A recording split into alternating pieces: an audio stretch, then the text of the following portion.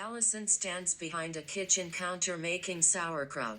Only her torso and arms are visible throughout the film. She wears a black latex glove on one hand. Her skin is pale. She wears a mint green and white striped t-shirt and has chipped dark blue nail polish on her fingernails. Red and green cabbage are packed into a glass jar. Allison puts a cotton cloth over the top of the jar and secures it with a rubber band. She moves the jar off to the side. Art making can turn into this process of legitimizing and connecting for credibility. Create to build a legible narrative about who you are or what you're worth. But I never feel more valued or connected or alive than when I'm understood and received by people I love. Allison sprinkles a tablespoon of salt into the mixing bowl and mixes the cabbage and salt together with her hands. As an improvisational dancer, I use dance as a laboratory to hone decisiveness and intuition. For me, decisiveness and intuition form a strong foundation for energetic connection. An intuitive knowing is what facilitates embodiment for me, and embodiment facilitates intuition. And when I feel more fully embodied, I am oriented, I am confident, I can make decisions. She takes a wedge of cabbage and chops it, puts it in the mixing bowl, and repeats.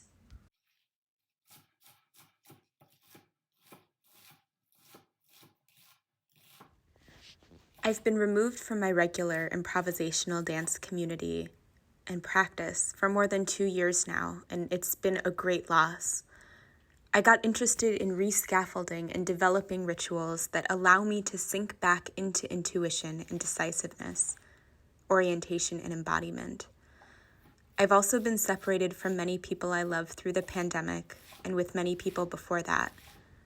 I want to find new ways to express care that don't involve capitalism or being physically present in shared space, but that nonetheless facilitate deep connection and experiences.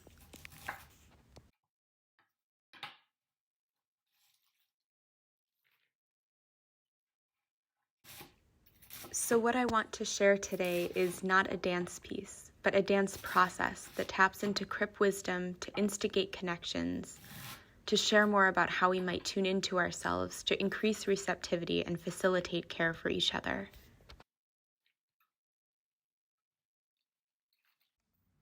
The cabbage is whole again. She takes the first wedge of cabbage and cuts partially into it and pulls it off the head. She chops it. There is a whole red cabbage off to the side.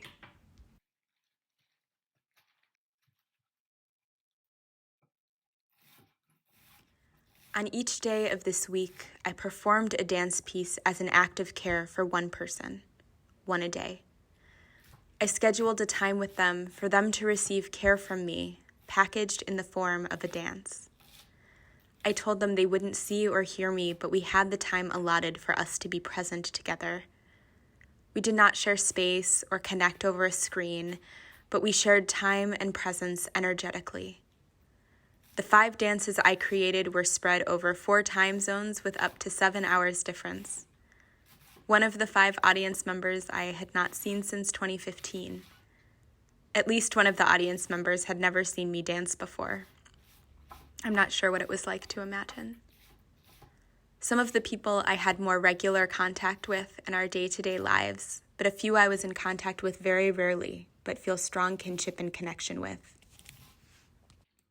Handful by handful, she pulls cabbage from the mixing bowl and puts it into the jar. Every so often she pushes the contents down with her fists.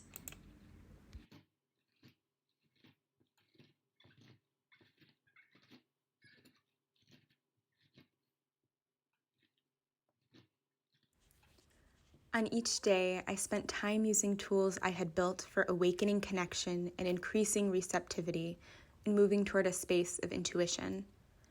Before the dance, I went to the same spot in the neighborhood where I built connections with the trees and leaves and birds, and listened and danced among the portals I found in the tree trunks. With each time I went through this ritual, it had more meaning attached to it, and my body could tune in faster. I walked home, The weather was different every day. I went to the basement and usually turned on the space heater. I stretched a little or moved vigorously to feel an energetic vibration as I warmed up. I settled, and at the time we agreed upon, I began to dance. I didn't notify or remind them, but trusted that they knew it was happening and were ready to receive it. Each dance was utterly personal, ephemeral. I felt energetic shifts and felt myself moving in new ways. I cannot remember much substance of any of the dances, but I can tune into the vibration of each of them, bookmarked in my heart. Each dance was short, 14 minutes, 16 minutes, 16 minutes, 12 minutes, 18 minutes. But the power of shared time is still rumbling around. Maybe it's a vibration. Maybe it's a prayer, a methodology for finding magic, a way to connect.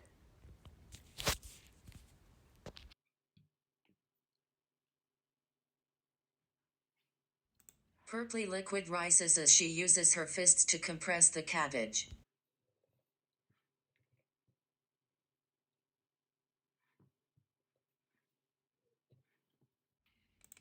She sprinkles salt into a mixing bowl of green cabbage and mixes it around. By no means do I think this is the same as being physically near. It is not. There is deep absence here. And the absence of shared space feels in some ways amplified by shared time, wondering the response, wishing to be together, wanting to feel less alone. I felt great sadness and grief through some of these moments, but some of the ways to care is by wading, swimming, and immersing ourselves through grief, to find presence through absence.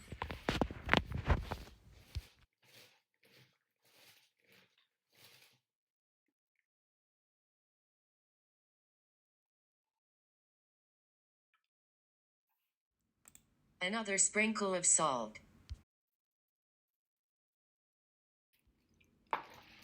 She massages salt into the mixing bowl, kneading the cabbage with her hands. And here's some of what came out of it before and during the dances and in their aftermath. I spent synchronous time with friends I haven't spent time with in years. I sent messages through the sun rays. I found portals among the tree trunks. I relaxed my jaw. I took on movement patterns I was not expecting and loved myself for dancing again. I remembered, again, how much love I have for creativity and how we care for each other, how we help each other survive. I made fire cider and sauerkraut. I cut my finger, broke a glass. I received audio messages or written words back that were their own portals of a sort, and only then did I realize that maybe I made this score to feel other people caring for me too.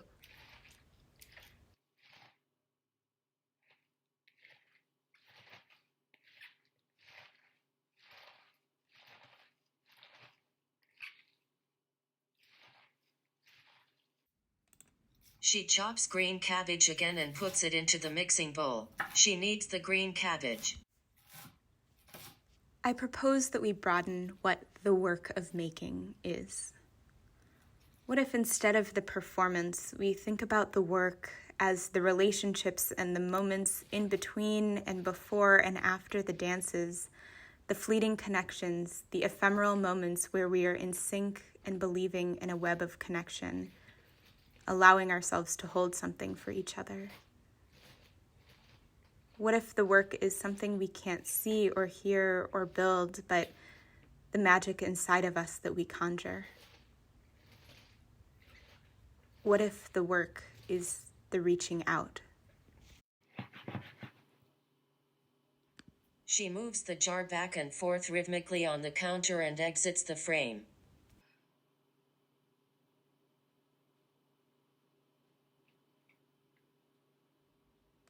The sauerkraut sits on the counter in a glass jar. Allison is absent.